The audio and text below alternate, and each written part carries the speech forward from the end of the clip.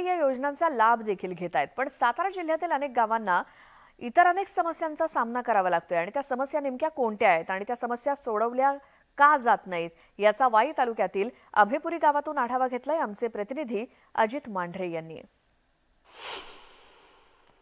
सातारा जिल्ह्यातील वाई तालुक्यातील अभेपुरी गावात मी आलोय।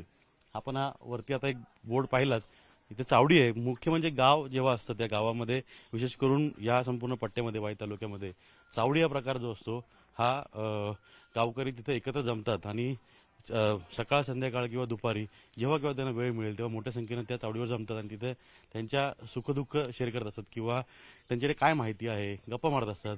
हा एक चावडी एक स्थळ ठिकाण असतं। मागे तुम्ही पाहिलं अभेपुरी गावातलं ही चावडी आहे, त्या चावडीवर बरीच मंडळी आहेत।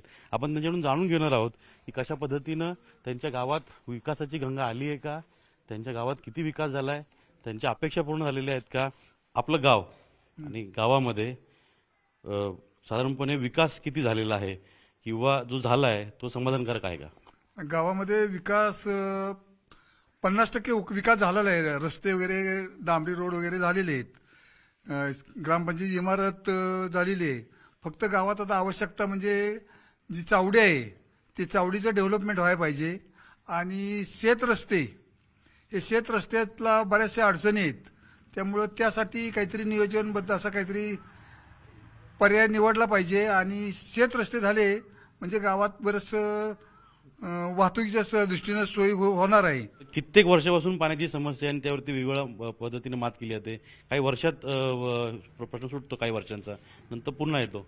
आमच्या शेतीच्या पाण्याचा प्रश्न आहेच ना, कारण पावसावर सगळं अवलंबून, त्यामुळं शेतीच्या पाण्याचा विषय धरणजवळ असून सुद्धा आमचा काही फायदा नाही, पाणी जमिनीला नाही। आताही शासनाने पिण्याच्या पाण्यापुरती योजना केलेली आहे आणि काही शेतकऱ्यांनी आपले खाजगी स्कीमा करून त्यांची सोय केलेली आहे। शेतीच्या पाण्यासाठी आम्हाला जे 2 धरणावरती जे दुसरं एक धरण आहे जांभळी धरण म्हणून डॅम, त्या डॅमची टीएमची थोडीशी उंची वाढवली तर आमच्या गावाच्या ह्या लोकांना पाणी मिळण्याची शक्यता आहे त्या धरणातून, तर ते पाण्याची आम्हाला व्यवस्था व्हावी। कुठलाही पक्ष हो, पाण्याची आमची समस्या मिटवावी, बस एवढीच अपेक्षा आहे माफक।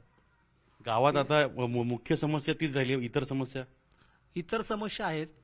छोट्या गावचे रस्ते आहेत, म्हणजे शेतात जाणारे रस्ते आहेत, ते रस्ते पाझर तलाव आहेत, पाझर तलावाची एक समस्या आहे, ती एक झाली पाहिजे। गावातल्या बरेचसे तरुण आम्ही असे बघतो की तरुण जे आहेत ते सगळे बाहेर कामाला जातात, मुंबईला कामाला जातात आणि वृद्ध मंडळी सगळी गावात राहतात आणि त्यांना नोकऱ्याच नाहीत।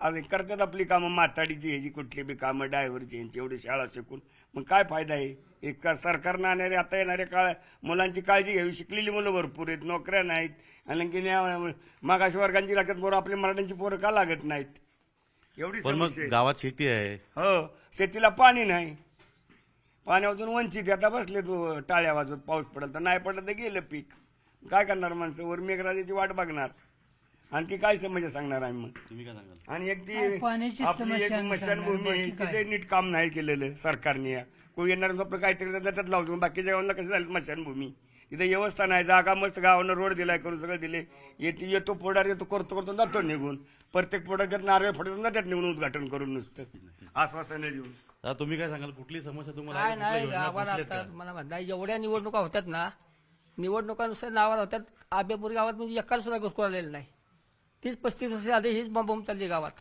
हर्षद गोरकाचा, अजित मांढरे, न्यूज 18 लोकमत, अभेपुरी।